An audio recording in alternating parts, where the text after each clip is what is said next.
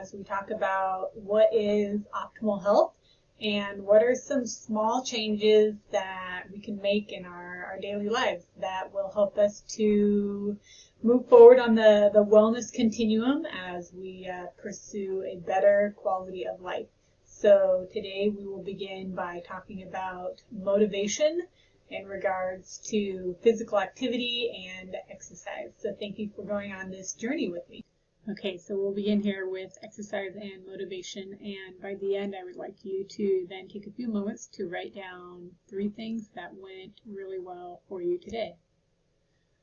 So we know that we should be sleeping more, and we know that we should be spending less time on social media, that we should be eating more fruits and veggies, right? We have all of this knowledge and we know what we should be doing. We have the basic knowledge of how to make good decisions, but sometimes, maybe more often than not, we're not doing what we know we should be doing. So how do we motivate ourselves to make better choices? So we have heard the long list of reasons why we should exercise. It decreases our risk of heart disease later on in life. It decreases our risk of certain types of cancers, of diabetes, of potentially getting a stroke. It decreases your abilities to fight morbid obesity. It decreases your being morbidly obese. It can decrease stress and so much more. So we're taught that exercise can help us to achieve our own personal goals, but it's not often that we think about how exercise can impact our mind and our soul. Can exercise increase our happiness levels? So the simple and not drawn out explanation is yes, exercise can make us happier, and it's going to be much more capable of making us happier and making us feel good when we do it not for obligatory reasons. So what do I mean by obligatory reasons? So do any of these statements sound like you? I work out because I feel like I have to. I work out to maintain an image or so others know that I am working out.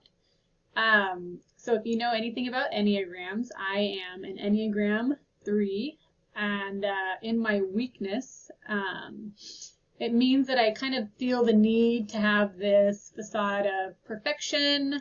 My image matters, how you perceive me matters. I care deeply about what certain people, not everybody, but what certain people think of me.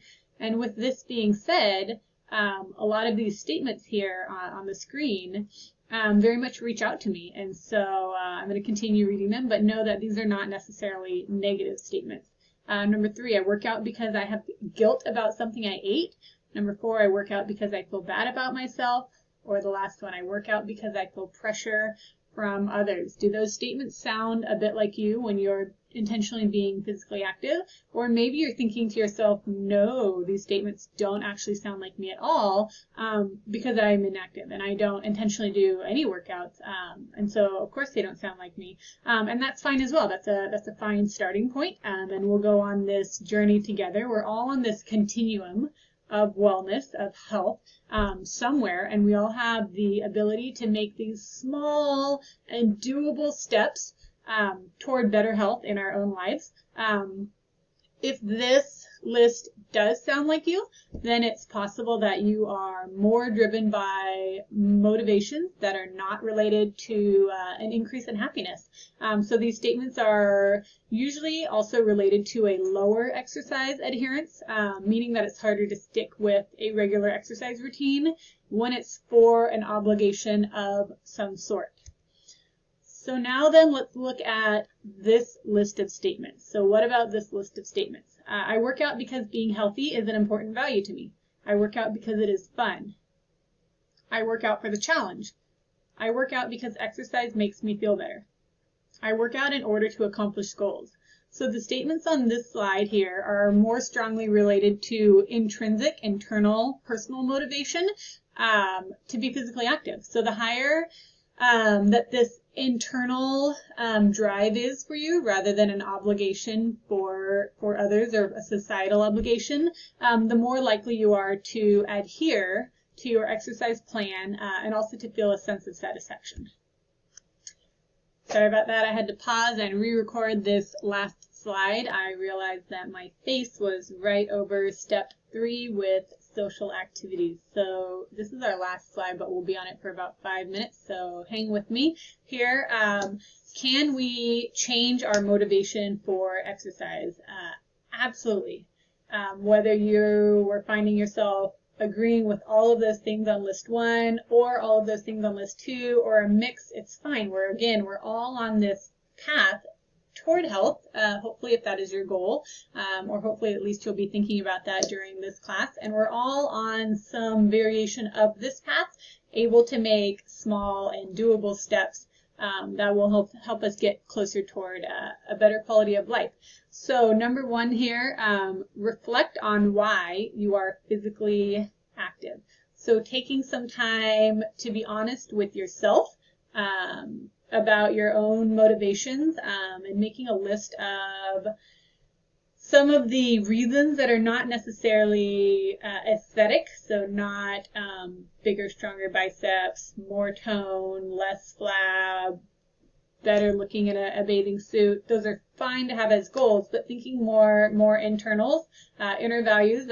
So maybe your desire to be your best self for loved ones, or your desire for continued growth, or wanting to be challenged, and returning to these can be more beneficial for increasing intrinsic motivation rather than just focusing on the external what society sees, and it can help you maintain a more positive motivation toward being physically active.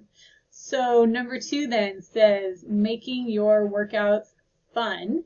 So sometimes we are so focused on losing the weight or feeling this obligation, I must do it, people are watching me, I must do it, or fitting a certain societal image, that we forget that exercise is supposed to be enjoyable. And some of you are going, yeah, absolutely. And some of you are going, wait, what? Exercise is the worst. And I hope that as we continue talking and as you do some of the class readings and such, that you realize it shouldn't be this horrific chore. If you hate running, don't go running. If you love dancing, dance all the time. There's so many things that you can choose. Exercise isn't just this one prescription fit all. If you're just getting up and moving, if you're dancing, if you're cleaning, if you're drawing, if you're doing a stationary bike, if you're going on a walk with your grandparents, all of that is physical activity. Drawing, I guess, is kind of a far reach. I'm not sure, that just kind of popped out of my head. But do the things that you enjoy on. Focus on having more fun. So in life, I hope that you're taking the opportunities and the time to schedule and enjoy life's pleasures once in a while. So sometimes you say, okay, I just need to go on a trip, or I just want to go on a fun adventure, or I just want to try out a new restaurant. Try doing the same with your exercises. Make them more fun. Find ways to be more active that you actually enjoy, and that brings a smile to your face. So if you really enjoy being with people in competition, try a sport. If you really enjoy multitasking, maybe listen to a podcast or a playlist while you're going on a walk. If you really enjoy, maybe being with somebody else, maybe the two of you could be workout partners or lifting partners. If you really like dancing, try doing like a Zoom dance night or something, or however you could do it right now. Number 3. Set a few non-physique related goals. So increasing healthy exercise motivations by setting goals that you care about and would like to work toward. So maybe you have always wanted to do some sort of challenge. So maybe you want to sign up for a 5K, or maybe you want to begin logging your workouts, or maybe you want to meet somebody at a dog park and you want to have a dog park buddy, or maybe you want to get a certain amount of steps on your watch every day, or you have an Apple Watch and you want to close the rings. What are some things that are not necessarily physique related that you could make for yourself that would be small goals that you could potentially strive for? Number 4, writing down your thoughts before you're exercising. How are you feeling before? How are you feeling during? How did your body feel afterward? How did your mind feel afterward? How did you feel the next day? Sometimes helps us to increase mindfulness, and it can help us to identify certain movements, activities, exercises, situations, and times when we found physical activity to be quite enjoyable. And then you can focus on bringing that exercise into your daily, weekly, monthly regime. Movement of the body is supposed to be this freedom to fall in love with, not this obligatory punishment, horrific thing that we feel like we must do.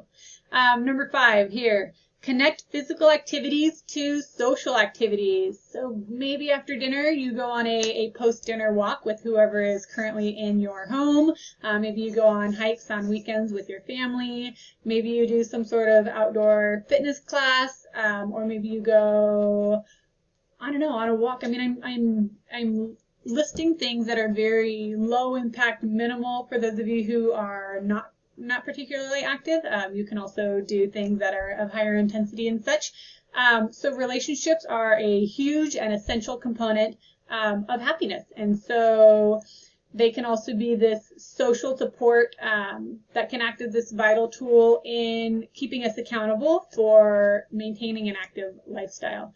So in closing, I would like you to aim to be your best self. I would like you to remember that others are not you, that those on social media, we're just seeing brief blurbs of their life. We're seeing the best of the best and the worst of the worst, but we're not actually seeing their real life. So don't focus on what they're like and what you're like. Focus just on yourself. So focus on yourself and being the best version of who it is that you are meant to be.